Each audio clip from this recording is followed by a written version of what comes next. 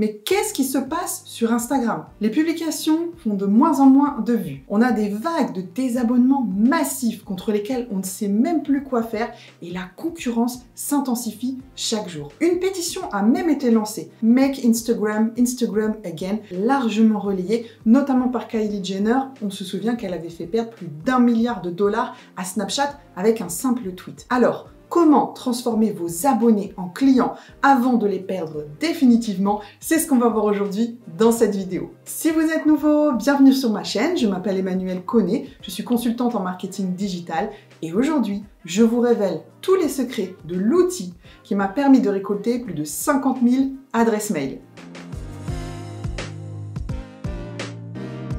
Alors pourquoi je dis que vous risquez de perdre vos abonnés à tout moment? Eh bien, il faut savoir que sur Instagram, vos abonnés ne vous appartiennent pas. D'ailleurs, quand vous publiez un contenu, il est montré au moment de sa diffusion à seulement 10% de vos abonnés qui sont présents à ce moment-là sur la plateforme.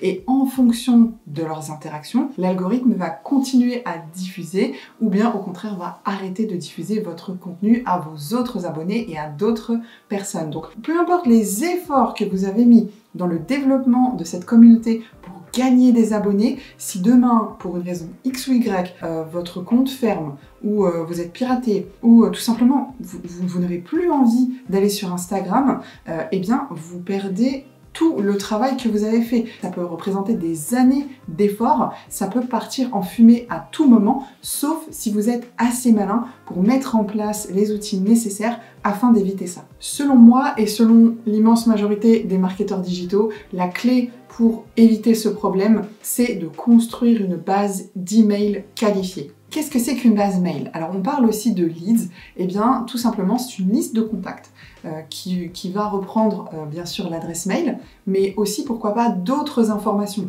comme le prénom, le nom, la date de naissance, le numéro de téléphone, le code postal, l'adresse, etc. En fait, plus elle est enrichie et mieux c'est. Après, ça dépend vraiment de quelles données on veut collecter, comment on les collecte. Je vous renvoie vers tout ce qui est RGPD, etc.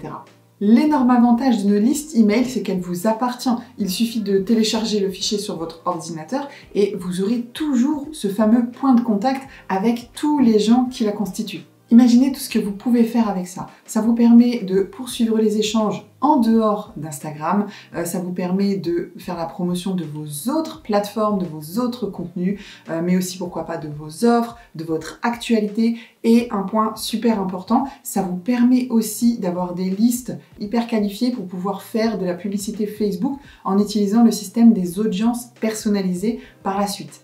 Alors souvent, comment on fait pour récupérer des adresses email? Ce qu'on voit un peu partout, généralement, c'est soit un e-book, donc voilà, on vous propose de laisser votre adresse email en échange du téléchargement d'un e-book, ou bien un bon de réduction, voilà, on vous propose de vous abonner à la newsletter en échange de 10% de réduction, ça se fait beaucoup sur les e-commerce. Et qu'est-ce que moi je conseille? Eh bien, je vous conseille d'utiliser plutôt un test ou un quiz. Si on fait le match entre tout ce qui est quiz et tout ce qui est e-book, pour moi, le quiz, il est largement gagnant.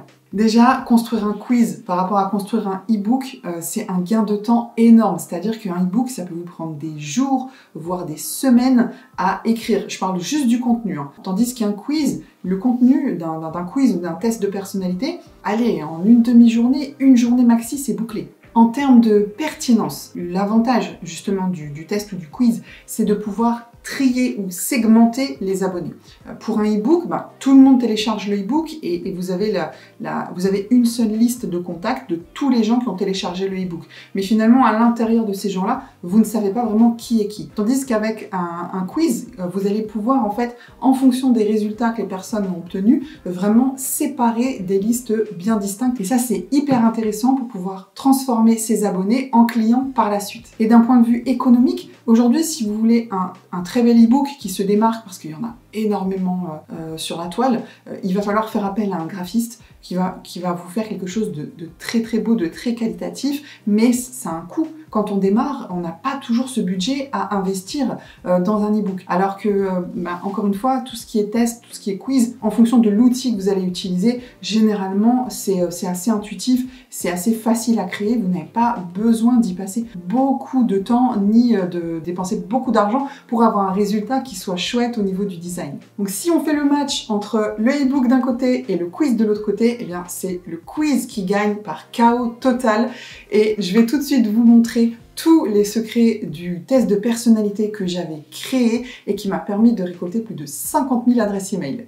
Retour en arrière, on est en 2019 et je m'apprête à lancer mon organisme de formation. J'ai besoin d'adresses mail. Ah, je sais, je vais lancer un quiz, genre un test de personnalité comme ça.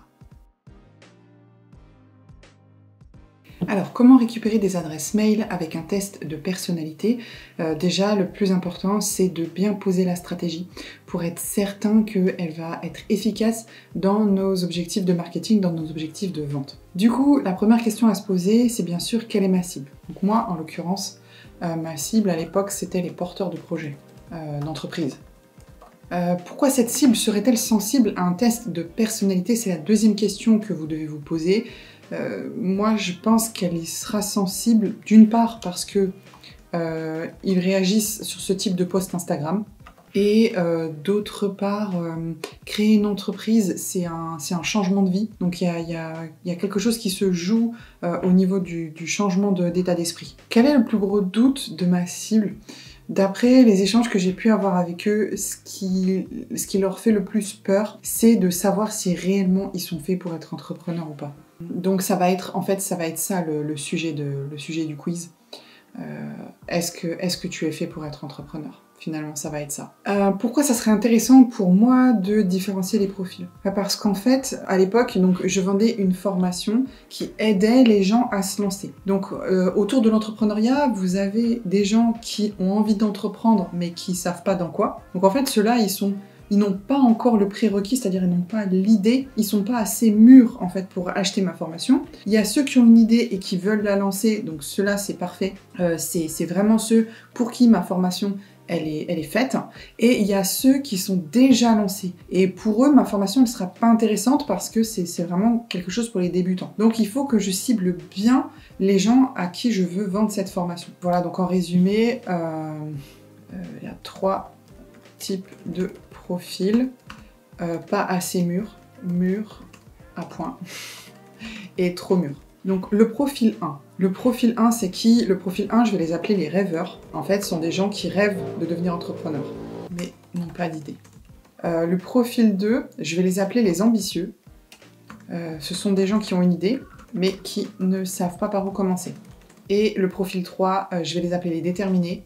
Ce sont des entrepreneurs qui sont déjà lancés. Donc maintenant, l'idée, c'est de lister les questions que je pourrais leur poser. 5 à 10 questions que je peux leur poser et les réponses qui vont être adaptées en fonction de chaque profil. Donc la première question que je vais leur poser, c'est leur demander quelle affirmation les représente le mieux aujourd'hui. Voilà, ça permet tout de suite à la personne de dire où elle se situe, comment elle se situe. Donc la réponse A, j'aimerais me lancer, mais dans quoi? Bonne question. Ça typiquement, c'est pour les rêveurs. Ça leur correspond.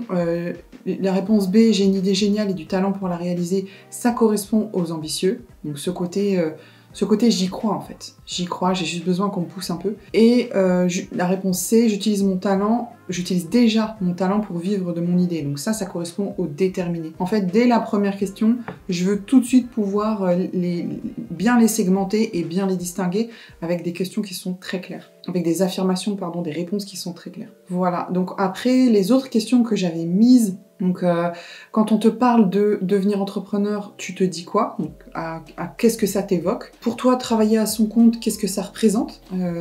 Ensuite, on va parler d'emploi du temps, parce que je sais que la question de l'emploi du temps, de la liberté, de la gestion de son temps, de ses jours de congé, etc., c'est central dans la décision de devenir entrepreneur. Le rapport au risque aussi. Ça fait vraiment partie des grands thèmes de l'entrepreneuriat. La connaissance du marché, ça c'est déterminant par rapport à la réussite du projet. Les gens qui veulent lancer un projet qui connaissent pas du tout le marché, il faut d'abord qu'ils retournent bien étudier le marché. L'utilisation d'internet, à savoir est-ce que ça va être des personnes qui maîtrisent quand même un minimum ou bien pas du tout. Est-ce qu'ils sont prêts à se former, étant donné que moi pour le coup je vendais une formation. Donc voilà, c'est un peu l'idée de savoir est-ce qu'ils sont chauds ou pas. Quel est le principal problème aujourd'hui? Donc de voir si ça correspond à nous, la solution qu'on pouvait apporter, et de leur demander qu'est-ce qu'ils aimeraient trouver, donc voilà leurs attentes par rapport à la valeur ajoutée que j'avais imaginée pour cette formation. Donc voilà un petit peu les 10 questions, donc voilà comme au-dessus, pour chaque question, il y avait 3 réponses qui correspondaient aux 3 profils. Et après, quel sera le résultat affiché pour chaque profil? Donc l'idée, c'était de mettre une description du profil en question, du profil obtenu. Ensuite, de mettre un bon nombre de conseils, en l'occurrence 5. Ma volonté, c'était vraiment de donner de la valeur, d'apporter des éléments concrets, puisque les gens se posaient quand même la question, est-ce que je suis fait pour y aller ou pas? Donc voilà, de leur donner des conseils en fonction de où ils se trouvent à cet instant T. Et enfin, un call to action, donc un appel à l'action en fonction de ce qu'on attendait d'eux. Donc soit de prendre un rendez-vous, soit d'aller regarder une vidéo YouTube, soit de télécharger un e-book justement. Enfin voilà, en tout cas de ne pas les laisser partir comme ça, mais de les inviter à continuer à nous découvrir et nous aussi à apprendre à mieux les connaître, pourquoi pas aussi de nous rejoindre sur Instagram, enfin voilà, les possibilités sont vraiment illimitées en fait. Alors quel outil utiliser pour mettre en ligne votre quiz ou votre test de personnalité? Il en existe plein, il en existe des tas, et vous savez que moi je vous recommande toujours uniquement les outils que j'ai moi-même utilisés et approuvés.